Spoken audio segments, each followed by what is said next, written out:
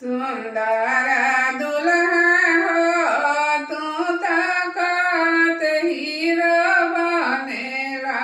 सुंदर दुल्हा हो तू तकत हीरो बनेला।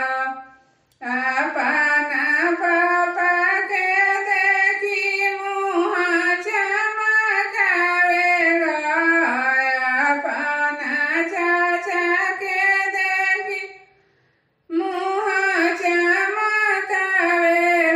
ससुर के देखी के ससुर के देखी के सोहरी दौड़वा लागेला।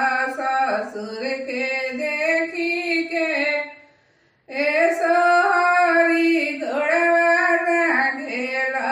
सुंदर दुल्हा हो तू तकत हीरो बनेला।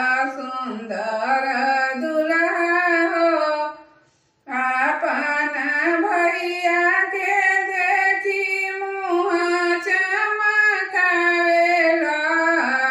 अपना भैया के देखी मुँह चमकावेला। साला के